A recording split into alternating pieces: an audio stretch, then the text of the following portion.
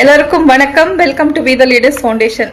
இன்னைக்கு தமிழ்நாடு முழுக்க we the leaders foundation சார்பாக உறுப்பினர் சேர்க்கை முகாம் நடந்துட்டு இருக்கு.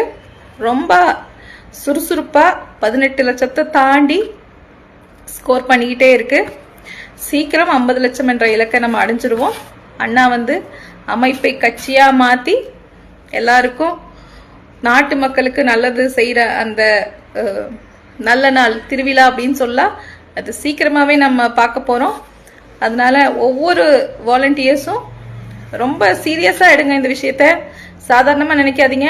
நம்ம பகுதியில ஏதோ ஒரு நாள் முகாம் போட்டோம் அதோட முடிச்சிட்டோம் அப்படின்னு இல்லாம டெய்லி ஒரு 4 பேரையாவது வாலண்டியர்ஸா சேர்த்த முயற்சி பண்ணுங்க.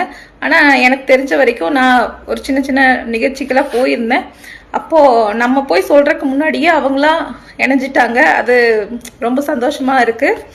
இதுல நிறைய பேர் படிச்சவங்க, நல்ல ஜாப்ல இருக்கிறவங்க, டீச்சர்ஸ், அந்த மாதிரி நிறைய பேர் அவங்களாவே அண்ணாமலை அண்ணா மேல வச்சிருக்கிற அந்த அன்பு, அண்ணாமலை அண்ணாவை அவங்க வீட்டுல ஒரு நபரா, தன்னோட சகோதரனா, தாய்மார்கள் அவரோட மகனை பாக்குறாங்க. அந்த விஷயங்கள்லாம் பாக்குறப்போ ரொம்ப மனசு திருப்தியா இருக்கு. அண்ணாவுடைய கனவை நினைவாக்குறது தான் நம்ம ஒவ்வொருத்தரோட வேலையும் கூட. ஏன்னா வருங்கால இளைய தலைமுறை நல்லா இருக்கணும், தமிழ்நாடு நல்லா இருக்கணும் அப்படின்ற ஒரு நல்ல நோக்கத்தோட அந்த மனுஷன் எல்லாத்தையும், பதவி எல்லாத்தையும் உதறி தள்ளிட்டு நமக்காக இங்க நிக்கிறாரு.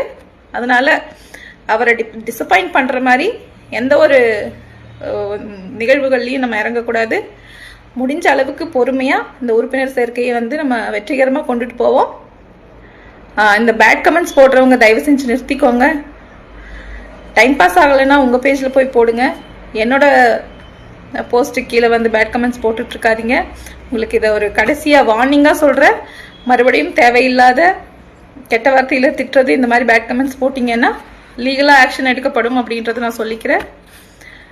நம்ம உறுப்பினர் சேர்க்கையை தொய்வில்லாம நம்ம எல்லாரும் சேர்ந்து ஆக்கப்பூர்வமா 50 லட்சம் இலக்கை அடைவதே நம்மளுடைய முக்கிய நோக்கமா இருக்கணும். நன்றி, வணக்கம்.